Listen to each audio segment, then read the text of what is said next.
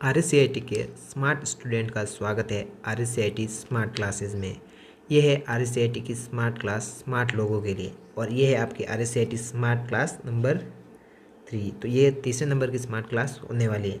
बिना time waste किए video को शुरू कर देते हैं। तो आज का हमारा पहला क्वेश्चन है, वो है पावर पॉइंट को हम ऐसे देख सकते हैं। ए रंगीन कलर, बी ग्रे स्केल, सी श्वेत एंड श्याम रंग में अर्थात प्योर वाइट एंड ब्लैक में, एंड डी उपरोक्त सभी। तो इसका सही आंसर है वो हो जाएगा आपका ऑप्शन डी उपरोक्त सभी, क्योंकि पावर पॉइंट को हम रंगीन अर्थात कलर में देख सकते हैं, ग्रे स्केल में भी देख सकते हैं, श्वेत एंड श्याम रंग में अर्थात pure white and black colour में भी हम पावर पॉइंट को देख सकते हैं। नेक्स्ट क्वेश्चन है कि MS पावर पॉइंट 2010 में, यहाँ पे खाली स्थान है, यहाँ पे आपको क्या आना चाहिए। तो MS पावर पॉइंट 2010 में सुसज्जित टेक्स्ट को सम्मिलित करने के लिए प्रयोग किया जाता है। तो सुसज्जित टेक्स्ट कौन से होते हैं? वर्ड आर्ट वाले होते हैं। नेक्स्ट क्वेश्चन है कि MS पावर पॉइंट क्या है आपका? MS पावर पॉइंट 2010 को चलाने के लिए किसका इस्तेमाल किया जाता है? तो पावर पॉइंट को चलाने के लिए हमेशा पावर PNT.exe अर्थात पावर पॉइंट एक्सटेंशन का यूज़ किया जाता है, जो कि हो जाएगा आपका ऑप्शन ए। नेक्स्ट क्वेश्चन है MS पावर पॉइंट 2010 में प्रत्येक स्लाइड की छोटी इमेज निम्न रूप में दिखाई देती हैं। तो इसका सही आंसर हो जाएगा वो हो जाएगा option C slide sorter view, क्योंकि प्रत्येक स्लाइड की छोटी इमेज हमेशा स्लाइड शॉर्टर व्यू में दिखाई देती हैं। और एग्ज़ाम में ऐसे भी पूछ सकते हैं कि स्लाइड किस में होता है, एक्सेल में, वर्ड में या पावर पॉइंट में। तो आपको क्या बताना है? स्लाइड हमेशा किस में होता है? पावर पॉइंट में होता है। हमारा नेक्स्ट क्वेश्चन है कि MS एक्सेल में डाटा शॉर्टिंग का ऑप्शन किस टैब में उपलब्ध है। तो क्या बताना है? एक्सेल में डाटा शॉर्टिंग। तो एक्सेल में हमेशा डाटा शॉर्टिंग का ऑप्शन किस में होता है? होम टैब में होता है। नेक्स्ट हमारा स्मार्ट क्वेश्चन है, निम्न में से कौन सा MS एक्सेल 2010 में वैध सेल का पता है, थोड़ा। तो इसका सही आंसर है वो हो जाएगा BC2, क्योंकि पहले क्या आएगा? कॉलम का नाम, फिर क्या आएगा? रो का नाम।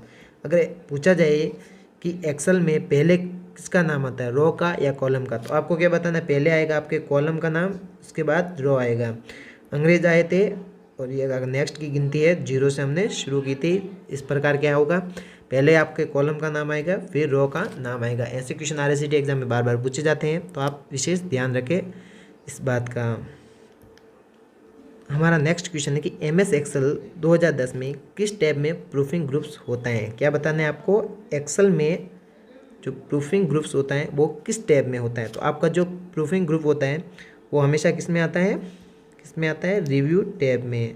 तो एक्सेल में जो आपका MS एक्सेल है उसमें प्रूफिंग ग्रुप्स हमेशा रिव्यू टैब में होता है। नेक्स्ट स्मार्ट क्वेश्चन है, निम्न में से कौन सा एक प्रकार MS वर्ड 2010 में प्रश्न मार्जिन नहीं है। तो इसका सही आंसर हो जाएगा वो हो जाएगा C, जो कि मध्य है, क्योंकि आपका जो भी पृष्ठ है इसमें, मान लिया ये आपका पृष्ठ है, इसमें ऊपर तो मार्जिन हो सकता है, नीचे भी हो सकता है, एंड दाएं बाएं दोनों और भी मार्जिन हो सकता है, लेकिन जो आपका मध्य होगा पेज का उसमें कोई भी मार्जिन नहीं होता है, पृष्ठ मार्जिन नहीं होता है। तो इस प्रकार इसका सही आंसर हो जाएगा वो है C मध्य। पृष्ठ मार्जिन नहीं है, कौन सा नहीं है? मध्य नहीं होता है, जबकि बायां, दायां और ऊपर तीनों ही प्रकार के होंगे और नीचे भी होगा, लेकिन ऊपर की ओर कोई भी पृष्ठ मार्जिन नहीं हो सकता। मध्य की ओर कोई भी पृष्ठ मार्जिन नहीं हो सकता, ऊपर नीचे दाएं बाएं हो सकता है। Smart question number 9, MS word को रन विंडो के द्वारा चलाने के लिए क्या कोड टाइप करते हैं।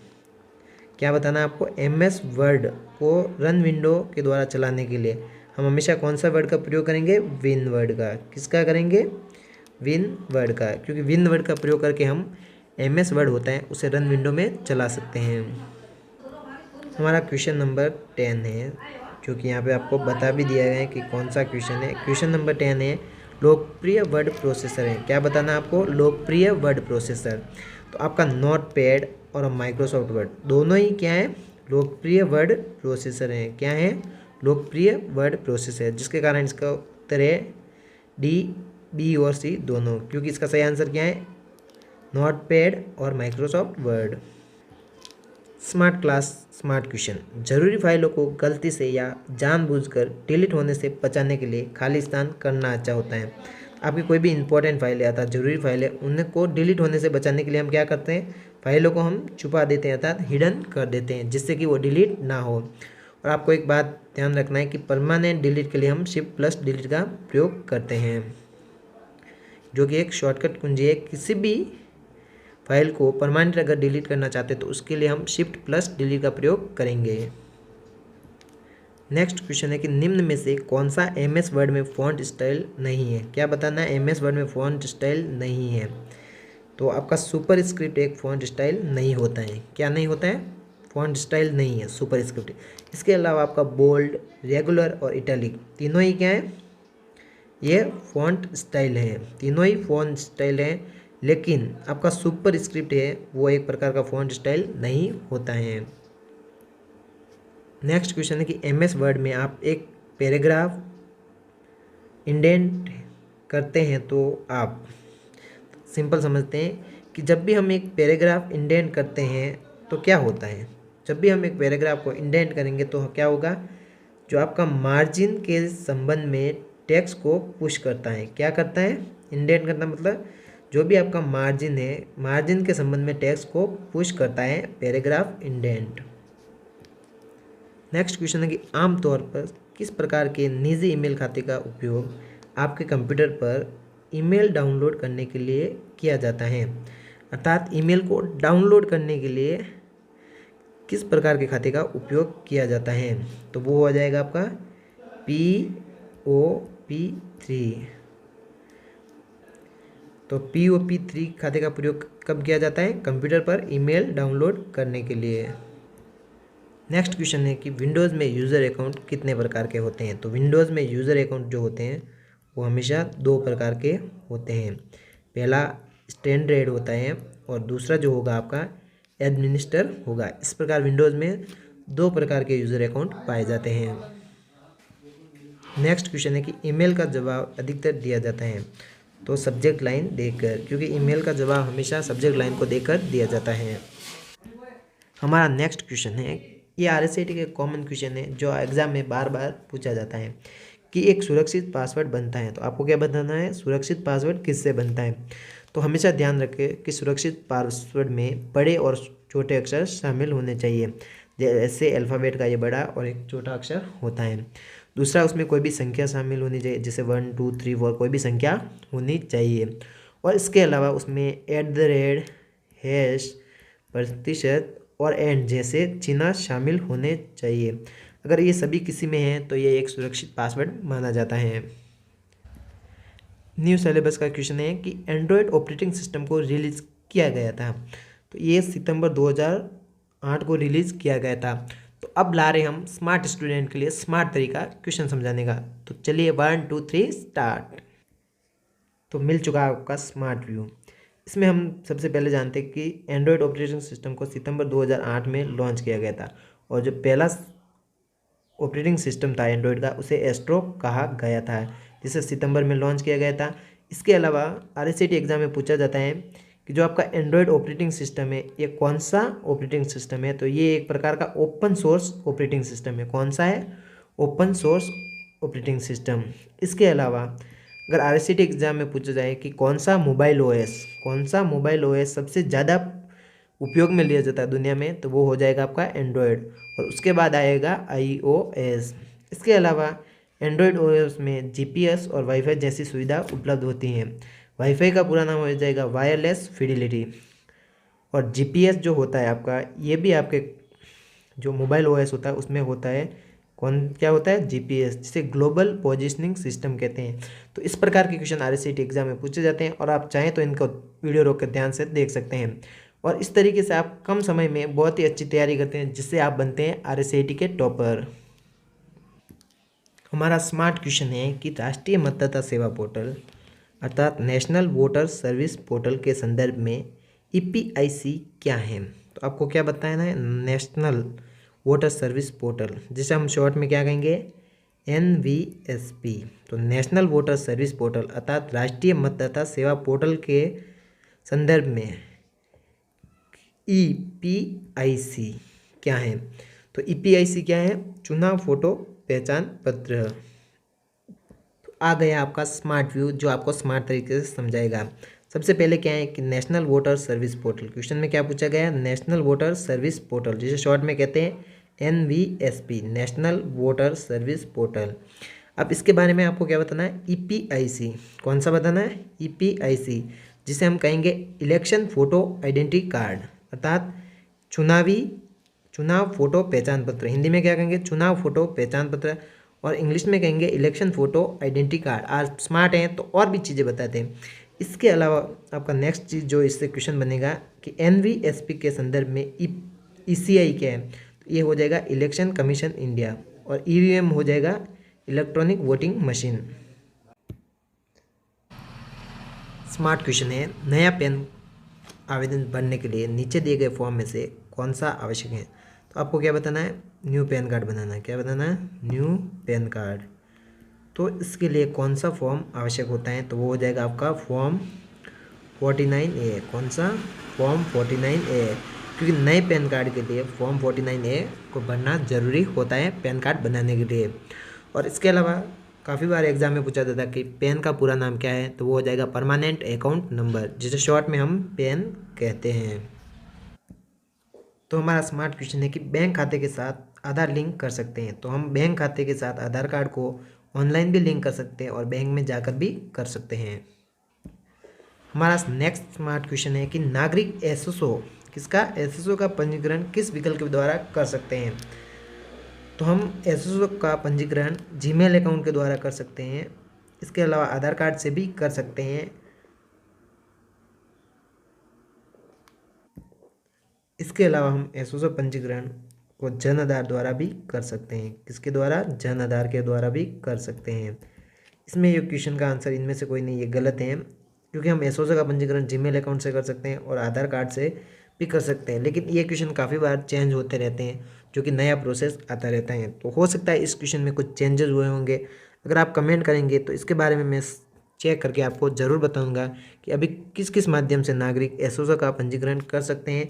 इसके अलावा जो आपका SSO होता है, जिसे हम सिंगल साइन ऑन कहते हैं, सिंगल साइन ऑन, SSO का फुल फॉर्म क्या हो जाएगा? सिंगल साइन ऑन, जिसे शॉर्ट में हम SSO कहते हैं। नेक्स्ट क्वेश्चन है कि भारत में खाद्य सुरक्षा नेटवर्क बनाने के लिए विकसित किया गया था। तो भारत में खाद्य सुरक्षा का नेटवर्क बनाने के लिए क्या विकसित किया गया था? EPDS, जिससे EPDS का भी फुल फॉर्म होता है ई पब्लिक डिस्ट्रीब्यूशन सिस्टम, जिसे शॉर्ट में हम EPDS कहते हैं। स्मार्ट क्वेश्चन है कि राजस्थान संपर्क में आप किस माध्यम से शिकायत कर सकते हैं? तो एक कॉल सेंटर के द्वारा, P है आपका वेब पोर्टल, C वीडियो। तो हम तीनों ही तरीके से राजस्थान संपर्क में शिकायत दर्ज कर सकते हैं। तो इसका सही आंसर है ऑप्शन डी, उपरोक्त सभी, क्योंकि हम कॉल सेंटर से, वेब पोर्टल से और वीडियो तीनों ही तरीके से शिकायत दर्ज कर सकते हैं। तो हमारा नेक्स्ट स्मार्ट क्वेश्चन है कि टाइम्स समूह कंपनी की एक सहायक नौकरी साइट है। तो वो हो जाएगी आप timesjob.com।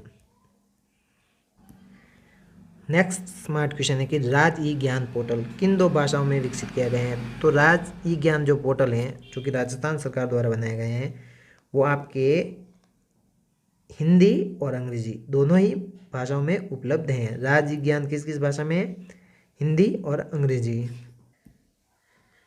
नेक्स्ट क्वेश्चन है कि निम्न में से ट्विटर के फीचर हैं। तो ट्विटर के फीचर में tweet, timelines, Twitter profile, following और फॉलोवर्स, ये सभी ट्विटर के फीचर हैं। ये है हमारा नेक्स्ट स्मार्ट व्यू क्वेश्चन। तो फिर से देख लेते हैं कैसे स्मार्ट है। तो भारत के राष्ट्रीय भुगतान निगम अर्थात NPCI द्वारा बनाया और लॉन्च किया गया है, तो वो है आपके रुपए। चलो स्मार्ट व्यू स्टार्ट करते हैं। तो NPCI क्या है? भारत के राष्ट्रीय भुगतान निगम, National Payment Corporation of India. इसके द्वारा 2 चीज़ें मुख्य तौर पर लॉन्च की गई हैं, जो कि आपके RSAT के एग्ज़ाम में पूछी जाती हैं और आपके RSAT सिलेबस में दी गई है नए वाले में। वो 2 चीज़ें कौन कौन सी हैं? पहला UPI, ये भी NPCI द्वारा लॉन्च किया गया। किसके द्वारा? National Payment Corporation of India के द्वारा। और दूसरा है रुपे डेबिट कार्ड, ये भी आपके भारत के राष्ट्रीय भुगतान निगम अर्थात NPCI national Payment Corporation of India के द्वारा लॉन्च किया गया है। और यूपीआई का आपका फुल फॉर्म पूछा जाता है तो वो हो जाएगा यूनिफाइड पेमेंट इंटरफेस। और रुपए क्या है? ये एक प्रकार का डेबिट कार्ड होता है। इसके अलावा हमारे स्मार्ट स्टूडेंट को पता ही होगा कि ओटीपी के द्वारा हम वेरिफिकेशन करते हैं किसी भी ट्रांजैक्शन का जो कि ऑनलाइन किया जाता है यूपीआई के माध्यम से। तो ओटीपी का पासवर्ड आपको पता, ओटीपी का मतलब क्या होता है कि वन टाइम पासवर्ड, ये आपको पता होना चाहिए। और इसके अलावा आपको पता होगा कि रुपए जो कार्ड होता है उसमें CVV दिया होता है जो कि एक नंबर होता है 3 संख्या का, जिसे कार्ड वेरिफिकेशन वैल्यू कहा गया है। इसके अलावा ऑनलाइन पेमेंट के और भी जो माध्यम हैं वो एनपीसीआई द्वारा दिए गए हैं, वो कौन कौन से हैं? तो जो उसका जो माध्यम है अलग अलग, उनमें जो है वो है आपका ऑनलाइन पेमेंट सर्विस, अर्थात कौन कौन से ऑनलाइन पेमेंट सर्विस हैं या माध्यम है। तो इसमें सबसे पहले तो मैंने आपको बताया यूपीआई है। इसके अलावा हम रुपे डेबिट कार्ड का प्रयोग भी कर सकते हैं। इसके अलावा एक और पॉपुलर सर्विस है जो कि है AEPS। कौन सी? AEPS। इसके बारे में एग्जाम में पूछा जाता है कि ये क्या होती है। तो ये होता है आधार इनेबल पेमेंट सिस्टम, जिसमें फिंगरप्रिंट के माध्यम से हम पैसे को निकाल सकते हैं। और इसके अलावा कुछ बैंक फिंगरप्रिंट के माध्यम से पैसों को जमा भी करते हैं, जो कि बहुत कम है अभी भारत में, जो कि धीरे धीरे बढ़ेंगे। इसके अलावा होता है Bhim, Bharat interface for money, क्योंकि भीम का भी एक फुल फॉर्म है, आपको पता होना चाहिए और आपको पता भी होगा कि भारत इंटरफेस फॉर मनी, ये भीम का होता है। इसी प्रकार USSD और POS भी एक प्रकार की टेक्नोलॉजी है जिसके बारे में आगे जानेंगे। और ये न्यू सिलेबस के क्वेश्चन है जो कि बहुत ज़्यादा संभावना है कि आपके RSAT एग्जाम में पूछे जा सकते हैं। हमारा नेक्स्ट स्मार्ट क्वेश्चन है कि .com डोमेन का संबंध किससे होता है?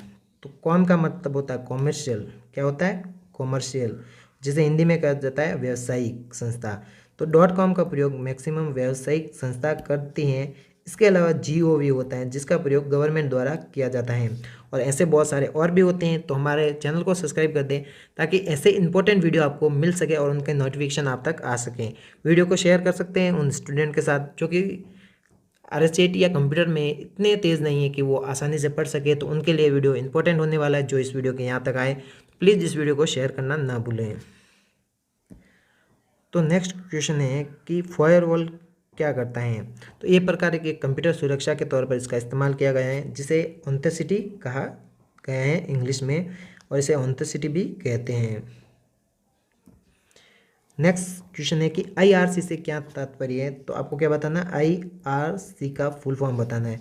वो हो जाएगा इंटरनेट रिले चैट, जो कि है आपका option B, internet relay chat, जिसे शॉर्ट में IRC कहा जाता है। कभी कभी ये पूछा जाता है कि IRC में R का फुल फॉर्म क्या हो जाएगा, तो वो रिले हो जाएगा। तो इस प्रकार से भी क्वेश्चन को पूछा जा सकता है। नेक्स्ट है कि सूचना का समूह क्या होता है? तो वो हो जाता है आपका पाथ रास्ता।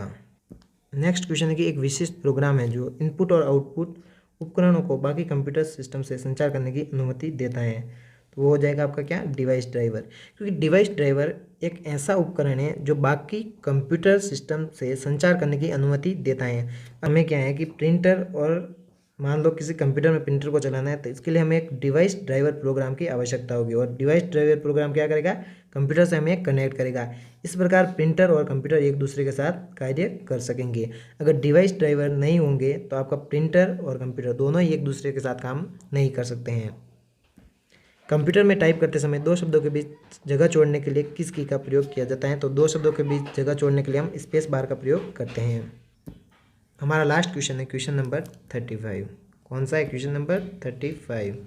तो निम्न में से कौन सा एक एप्लीकेशन सॉफ्टवेयर है? सॉरी, इसमें क्या लिखा है? निम्न में से कौन सा एप्लीकेशन सॉफ्टवेयर नहीं है? तो वो है विंडोज 7, क्योंकि ये एक सिस्टम सॉफ्टवेयर है, अर्थात OS है, ऑपरेटिंग सिस्टम है। बाकी सब आपके एप्लीकेशन सॉफ्टवेयर हैं, जैसे कि एडोब रीडर, पेज मेकर और नोटपैड, तीनों ही एप्लीकेशन सॉफ्टवेयर हैं। लेकिन क्वेश्चन में क्या पूछा है कि इनमें से कौन सा एप्लीकेशन सॉफ्टवेयर नहीं है? तो विंडोज 7 आपका एप्लीकेशन सॉफ्टवेयर नहीं है, क्योंकि एक OS है, अर्थात ऑपरेटिंग सिस्टम है, या फिर कहा जाए कि ऑपरेटिंग सिस्टम है, ये एप्लीकेशन सॉफ्टवेयर नहीं है। अगर आप चाहते हैं ऐसी वीडियो और मिले तो प्लीज़ इस वीडियो को शेयर कर दें और लाइक करना ना भूलें। जल्दी मिलते हैं किसी नई वीडियो में। बाकी जय हिंद, वंदे मातरम, take care and bye bye.